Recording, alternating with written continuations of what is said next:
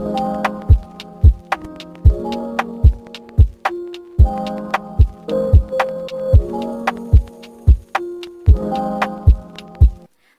ELISA. ELISA atau Enzyme Linked Immunosorbent Assay adalah teknik assay yang berbasiskan plat atau lempeng yang dirancang untuk mendeteksi dan kuantifikasi peptida, protein, antibodi, dan hormon. Deteksi dilakukan dengan menilai aktivitas enzim konjugat melalui inkubasi dengan substrat untuk memproduksi suatu produk yang terukur. Tujuan dari teknik ELISA sendiri yaitu untuk mengetahui keberadaan suatu antigen dengan antibodi dan mengukur kadar antigen atau antibodi tersebut dengan menggunakan alat spektrofotometer. Jenis-jenis metode ELISA. Pertama, ELISA direct. Teknik ini sering kali digunakan untuk mendeteksi dan mengukur konsentrasi antigen pada sampel ELISA direct menggunakan suatu antibodi spesifik untuk mendeteksi keberadaan antigen yang diinginkan pada sampel yang diuji. Yang kedua, ada ELISA indirect. Dalam teknik ELISA indirect yang dideteksi dan diukur konsentrasinya merupakan antibodi. ELISA indirect menggunakan suatu antigen spesifik serta antibodi sekunder spesifik tertaut enzim signal untuk mendeteksi keberadaan antibodi yang diinginkan pada sampel yang diuji. Yang terakhir atau yang ketiga adalah ELISA sandwich. Teknik ELISA ini menggunakan antibodi primer spesifik untuk menangkap antigen yang diinginkan dan antibodi sekunder tertaut enzim signal untuk mendeteksi keberadaan antigen yang diinginkan. Pada dasarnya prinsip kerja dari ELISA sandwich mirip dengan ELISA direct. Hanya saja pada ELISA sandwich, larutan antigen yang diinginkan tidak perlu dipurifikasi. Kompetitif untuk mengukur konsentrasi dari antigen dengan deteksi dari sinyal interferensi. Prinsip pemeriksaan ELISA ada 3. Yang pertama yaitu reaksi antara antigen dan antibodi. Yang kedua yaitu reaksi kimia enzimatik di mana enzim mengkatalis untuk pembentukan warna substrat. Yang ketiga, deteksi dan pengukuran sinyal warna menggunakan alat spektrofotometer untuk membaca intensitas warna atau absorbensi. Prosedur penggunaan alat ELISA. Yang pertama, kita harus menyiapkan reagen terlebih dahulu. Semua reagen diletakkan pada suhu kamar sebelum digunakan. Kemudian disiapkan 6 tabung mikrotub dan juga diberi label mulai dari angka 0,5, 1, 2, 3, 4, dan juga 5. Selanjutnya, tiap 60 mikroliter standar diluent dimasukkan pada masing-masing mikrotub baik dari label nomor 0,5, 1, 2, 3, 4, dan juga 5.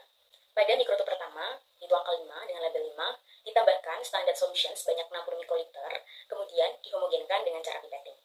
60 mikroliter diambil dari mikrotub pertama dengan label 5, kemudian dimasukkan pada mikrotub kedua dengan label 4. Dihomogenkan dengan mikropipet dan dilakukan hal yang sama pada mikrotub berikutnya hingga mikrotub terakhir dengan label 0,5 sebagai pengenceran berurutan. Selanjutnya yaitu prosedur pengujian. Pada microwell plate kolom 1, baris A dan baris B diisi dengan blanko, kemudian baris C diisi dengan 50 mikroliter pengenceran standar 0,5, baris D diisi dengan 50 mikroliter pengenceran standar 1, kemudian baris E diisi dengan 50 mikroliter pengenceran standar 2, baris F diisi dengan 50 mikroliter pengenceran standar 3, baris G diisi dengan 50 mikroliter pengenceran standar 4, dan baris H diisi dengan 50 mikroliter pengenceran standar 5. Pada microwell plate kolom 2, baris A hingga H diisi dengan 40 mikroliter sampel serum yang berbeda-beda.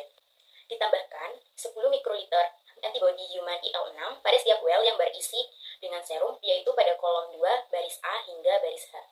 50 mikroliter enzim HRP ditambahkan pada seluruh well, yaitu kolom 1, kolom 2, baris A hingga H, dan dilakukan homogen dengan cara pipetting. Setelah itu ditutup dengan sealing film. Diinkubasi selama 40 menit di inkubator khusus dengan suhu 30 derajat Celcius, atau lebih baik inkubasi selama 1 jam.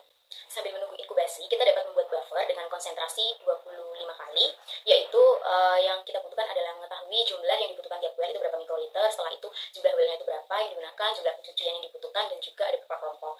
Dan perhitungannya yaitu dengan cara 300 kali, 300 dikali 16 dikali 5. 300 itu 300 mikroliter yang dibutuhkan tiap well. Jumlah yang dibutuhkan tiap well itu 300 mikroliter dikali jumlah wellnya 16 dikali jumlah pencuciannya 5. Jadi 300 dikali 16 dikali 5 yaitu 24.000 mikroliter. Kemudian ada 2 kelompok, jadi dikali 2 jadinya 48.000 mikroliter, dan diubah satuannya ke mililiter menjadi 50 mililiter jika dibulatkan. Kemudian pengencerannya itu volume dibagi konsentrasi, sehingga 50 tadi dibagi konsentrasinya itu 25 kali, jadinya hasilnya 2, yaitu 2 ml wash buffernya ditambah 48 ml aquades. Nah, setelah inkubasi, seluruh well ini dilakukan pencucian dengan wash buffer sebanyak 5 kali.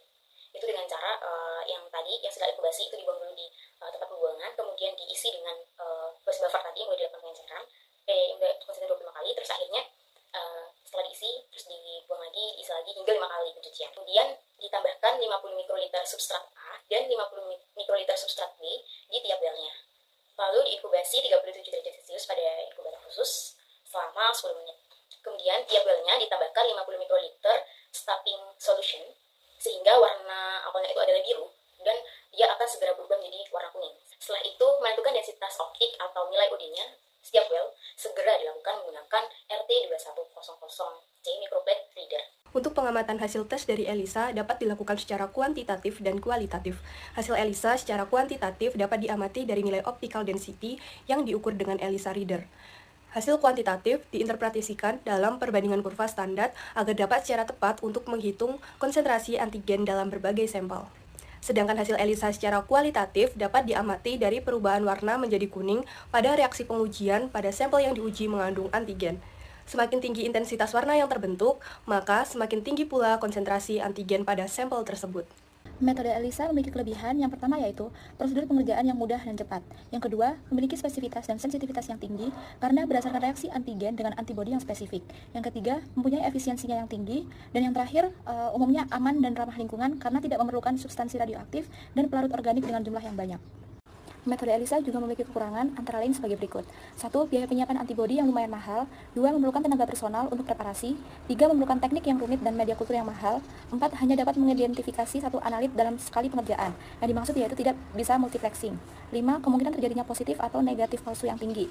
6. Ketidakstabilan antibodi. 7. Memerlukan transportasi dan penyimpanan dalam keadaan dingin karena adanya antibodi yang tidak stabil.